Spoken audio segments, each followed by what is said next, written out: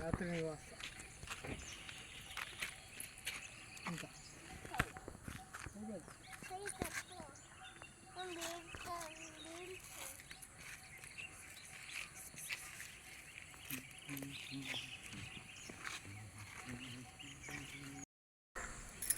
ಇದಕ್ಕೆ ಬರೋ ಸೋಮನ ತುಳಿದಲ್ಲಿ ಹಾಗೆ ಹೌದು.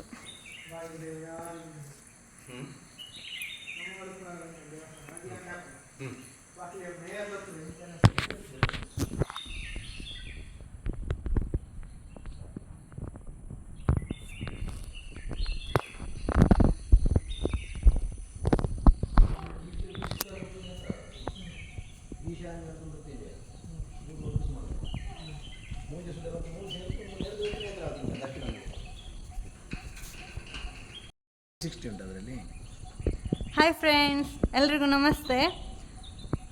ನಾನು ಎಲ್ಲಿದ್ದೇನೆ ಅಂತ ಯಾರಿಗಾದ್ರು ಗೊತ್ತಾಗ್ತಾ ಉಂಟಾ? ಈ ದೇವಸ್ಥಾನಕ್ಕೆ ಯಾರು ಬಂದಿದ್ದೀರಾ? ಈ ದೇವಸ್ಥಾನದ ಬಗ್ಗೆ ಇವತ್ತು ನಿಮಗೆ ನಾನು ಸಂಪೂರ್ಣ ಮಾಹಿತಿಯನ್ನು ಕೊಡಲಿಕ್ಕಿದ್ದೇನೆ. ಇದು ಪಜೀರಡ್ಕ ಅಂತ ಒಂದು ಗ್ರಾಮದ ದೇವಸ್ಥಾನ. ಇದು ಬೆಳ್ತಂಗಡಿ ತಾಲೂಕಿನ ಉಜಿರೆಯಲ್ಲಿ ಇದೆ. ತುಂಬ ಪ್ರಸಿದ್ಧವಾದ ದೇವಸ್ಥಾನ. ಇದರ ಬಗ್ಗೆ ನಮಗೆ ಹೆಚ್ಚಿನ ಮಾಹಿತಿ ಕೊಡಲಿಕ್ಕೆ ನಮ್ಮ ಜೊತೆ ಶ್ರೀಯುತ ರವಿಕುಮಾರ್ ಭಟ್ ಅವರು ಇದ್ದಾರೆ. ನಮಸ್ತೆ ಗೆಳೆಯರೆ. ರಂಜಿತಾ ಹೇಳಿದರು ಇದು ಒಂದು ಪ್ರಸಿದ್ಧ ಕ್ಷೇತ್ರ ಅಂತ ಹೇಳುವಂಥದ್ದು. ಬಹುಶಃ ಪ್ರಸಿದ್ಧ ಕ್ಷೇತ್ರ ಅಂತ ಆಗಬೇಕಾದ್ರೆ ನಮಗೆಲ್ಲ ಗೊತ್ತಿರಬೇಕಲ್ವಾ ಅಂತ ಹೇಳುವಂಥ ಒಂದು ಮಾತು ಕೂಡ ನಮಗೆ ಸಂಶಯ ಬರ್ತದೆ. ತುಂಬ ಜನಕ್ಕೆ ಗೊತ್ತಿರುವಂಥದ್ದು ಯಾಕೆ ಅಂತ ಕೇಳಿದರೆ, ನಮಗೆಲ್ಲ ಗೊತ್ತಿದೆ ಬೆಳ್ತಂಗಡಿ ತಾಲೂಕಲ್ಲಿ ಅತ್ಯಂತ ಪ್ರಸಿದ್ಧವಾದಂಥ ಪುಣ್ಯಕ್ಷೇತ್ರ ಧರ್ಮಸ್ಥಳ ಕ್ಷೇತ್ರದಿಂದ 6 ಕಿಲೋಮೀಟರ್ ದೂರದಲ್ಲಿ ಉಜಿರೆ ಧರ್ಮಸ್ಥಳದ ಮಧ್ಯೆಯಲ್ಲಿ ಒಂದು ಪುಟ್ಟ ಗ್ರಾಮ ಇದೆ, ಕಲ್ಮಂಜ ಅಂತ ಹೇಳುವಂಥದ್ದು. ಈ ಕಲ್ಮಂಜ ಗ್ರಾಮದಲ್ಲಿ ಇದು ಮಾಗಣೆ ದೇವಸ್ಥಾನ ಅಂತ ಹೇಳುವಂಥ ಹೆಸರು ವ್ಯಾಪ್ತಿಯಲ್ಲಿ ಬರುವಂಥದ್ದು. ಅಂದರೆ ನಮಗೆ ದೇವಸ್ಥಾನಗಳಲ್ಲಿ 3 ವರ್ಗಗಳನ್ನು ಹಿಂದಿನವರು ಮಾಡಿದ್ದಾರೆ. ವರ್ಗಗಳನ್ನು ಆಯ್ತಾ 3 ವರ್ಗಗಳನ್ನು ಮಾಡಿದ್ದಾರೆ. ಒಂದು ನಮ್ಮ ಊರಿಗೆ ಸಂಬಂಧಪಟ್ಟಂಥ ದೇವಸ್ಥಾನಕ್ಕೆ ನಾವು ಗ್ರಾಮ ದೇವಸ್ಥಾನ ಅಂತ ಹೇಳ್ತೇವೆ.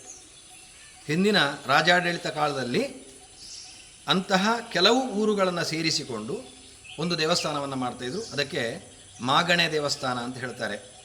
ಇನ್ನು ಅಂತಹ ಹಲವು ಮಾಗಣೆಗಳನ್ನು ಸೇರಿಸಿದಂಥ ಒಂದು ದೇವಸ್ಥಾನ ಇರ್ತಿತ್ತು, ಅದಕ್ಕೆ ಸೀಮೆ ದೇವಸ್ಥಾನ ಅಂತ. ಈ ರೀತಿಯಾಗಿ ವರ್ಗೀಕರಣಗಳು ಹಿಂದಿನ ಕಾಲದಲ್ಲಿತ್ತು. ಅಂಥದ್ರಲ್ಲಿ ಸರಿಸುಮಾರು 800ರಿಂದ 900 ವರ್ಷಗಳ ಇತಿಹಾಸ ಇರುವಂಥ ಕ್ಷೇತ್ರ ಇದು. ಪುರಾಣದಲ್ಲಿ ನಾವು ಇದು ರಾವಣೇಶ್ವರ, ಶಿವಭಕ್ತನಾದಂಥ ರಾವಣೇಶ್ವರ ಆತ್ಮಲಿಂಗವನ್ನು ಕೈಲಾಸದಿಂದ ತರಲಿಕ್ಕೆ ಹೋಗುವಂಥ ಕಾಲಘಟ್ಟದಲ್ಲಿ ಮಹಾಬ್ರಾಹ್ಮಣ ತ್ರೈಕಾಲಿಕ ಸಂಧ್ಯಾವಂದನೆಗಳನ್ನು ಮಾಡ್ತಾ ಹೋಗುವಂಥ ಕಾಲಘಟ್ಟದಲ್ಲಿ ಒಂದು ದಿನದ 3 ಸಂಧ್ಯಾವಂದನೆಗಳು ಬರ್ತದೆ.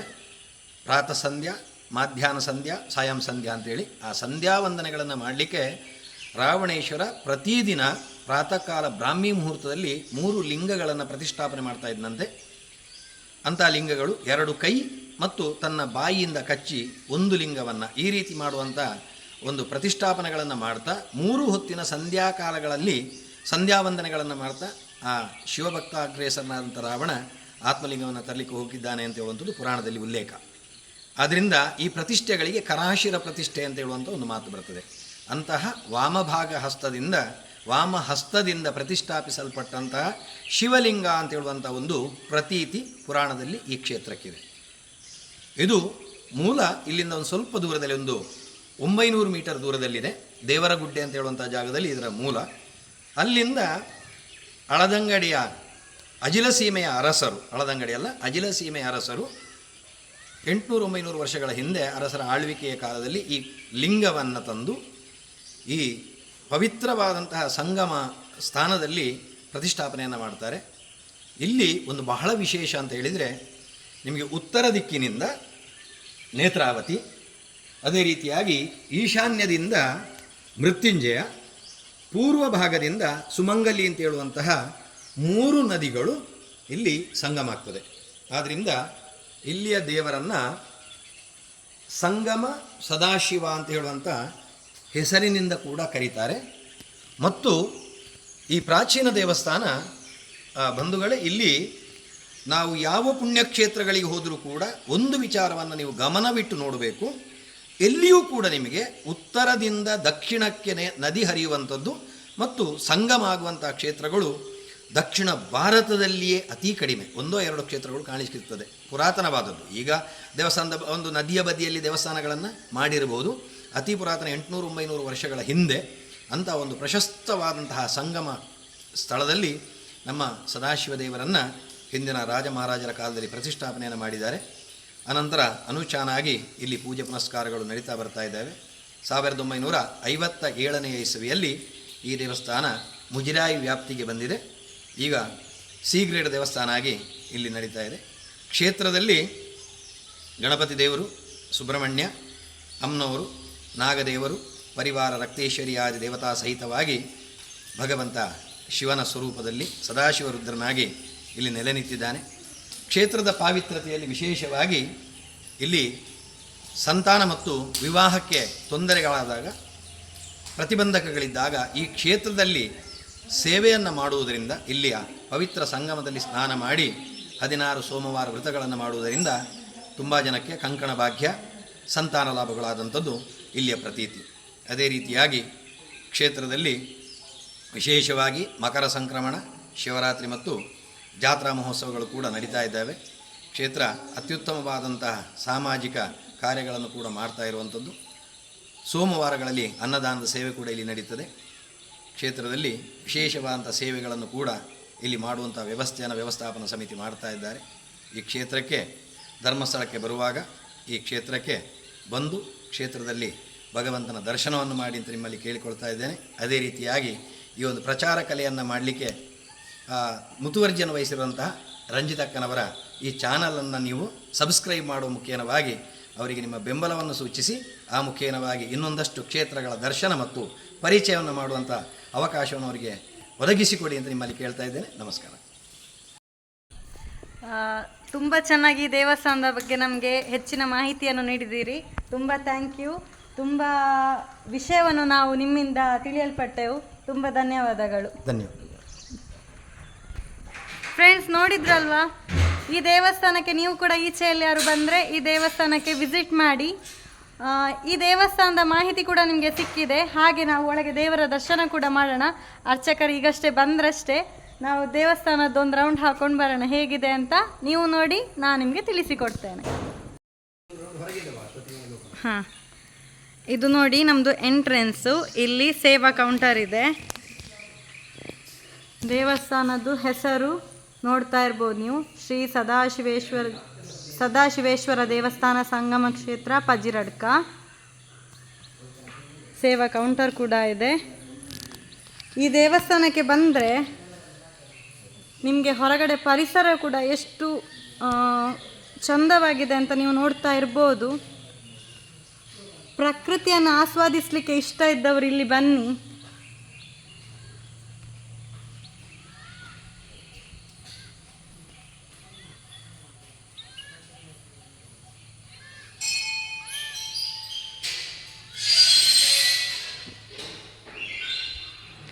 ನಾವೀಗ ಈ ದೇವಸ್ಥಾನದ ಹೊರ ಅಂಗಣದಲ್ಲಿ ಸುತ್ತ ಹಾಕೊಳ್ತಾ ಇದ್ದೇವೆ.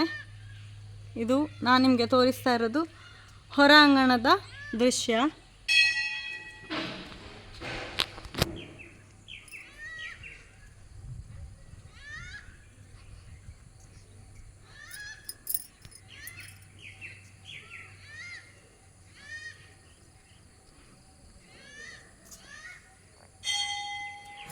ನಾನೀಗ ಈ ದೇವಸ್ಥಾನದಲ್ಲಿ ಸುಮಾರೀಗ 5:05 ಕಾಲಾಗಿದೆ. ನೋಡ್ತಾ ಇರ್ಬೋದು ನೀವು ಗಂಟೆ. ಈಗ ಸೂರ್ಯ ಎಲ್ಲಿದ್ದಾನೆ ನೋಡಿ.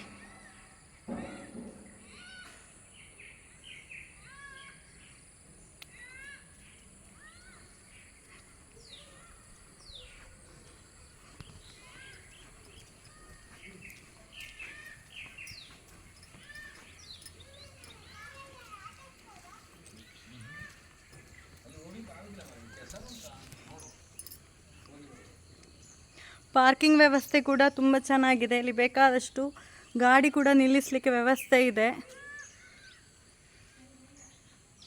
ಇವಾಗ ದೇವಸ್ಥಾನ ಓಪನ್ ಆಗ್ತಾ ಇದೆ ಅಷ್ಟೇ, ಸಂಜೆ ವೇಳೆದ್ದು. ಹಾಗಾಗಿ ಈಗ ಅಷ್ಟು ಜನ ಇಲ್ಲ. ಜನ ಇಲ್ಲದಿದ್ದರೆ ನಿಮಗೆಲ್ಲ ವಿಶಾಲವಾಗಿ ತೋರಿಸ್ಬೋದು ದೇವಸ್ಥಾನ.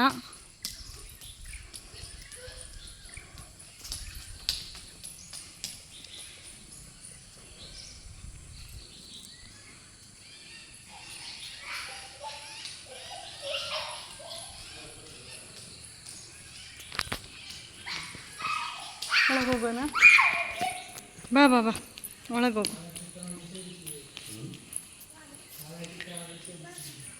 ಈಗ ಯಾರಿಲ್ಲ.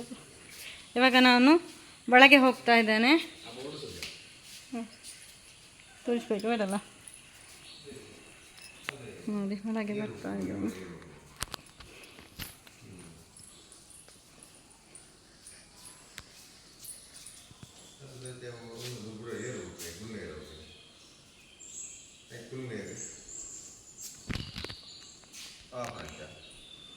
ದೇವಸ್ಥಾನದ ಅರ್ಚಕರು.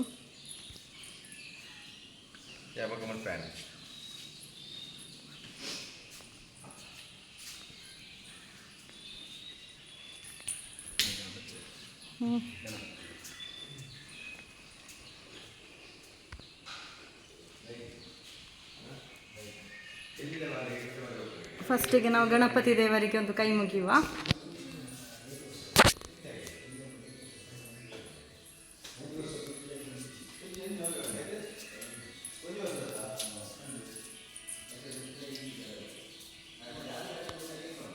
ಅದಕ್ಕೆ ಸ್ವಾಮಿ ಮಾಡು.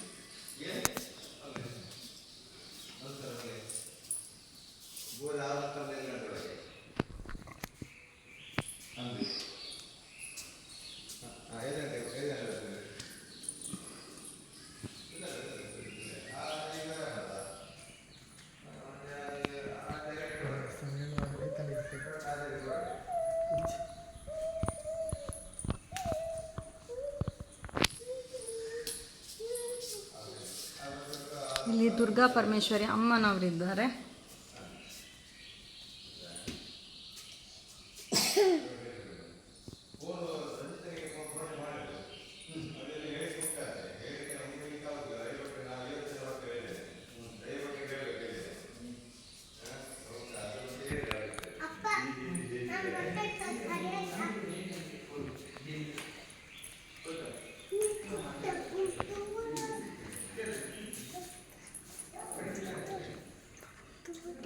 ಸುಬ್ರಹ್ಮಣ್ಯ ದೇವರು.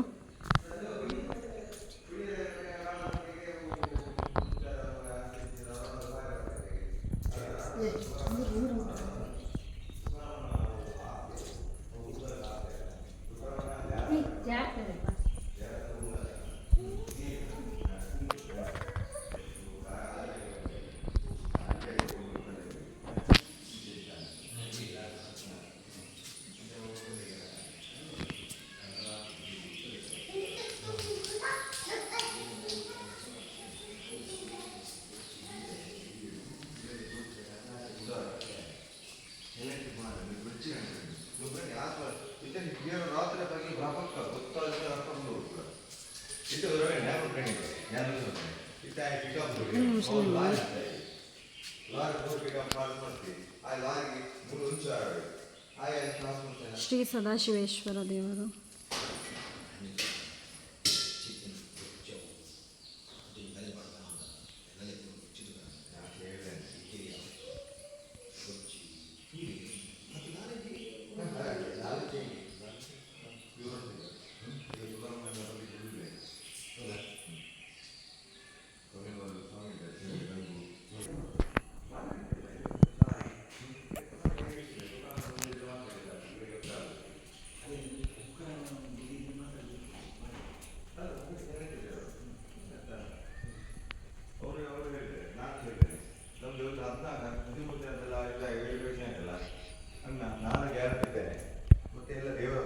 ಸಂಜೆ ಮೇಲೆ ನೀವು 5:30 ಗಂಟೆಗೆ ಬಂದರೆ ದೇವಸ್ಥಾನ ಓಪನ್ ಇರ್ತದೆ.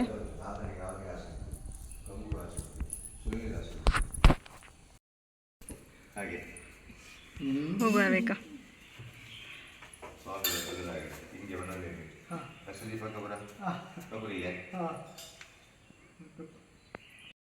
ಮತ್ತು ಈ ಬ್ರಹ್ಮಕಲಶದೆಲ್ಲ ಇದೆಲ್ಲ ಉಂಟು ಎಲ್ಲ ತಿಳುವಳಿಕೆ ನಮ್ಮ ದೇವಸ್ಥಾನದ ಎಂತೆಲ್ಲ ಉಂಟು ಹಿನ್ನೆಲೆ ಮುಂದೆ ಎಷ್ಟು ವರ್ಷ ಎಲ್ಲ ಎಂತೆಲ್ಲ ಆಯಿತು ಎಲ್ಲ ಇದು ಉಂಟು ತಿಳುವಳಿಕೆ.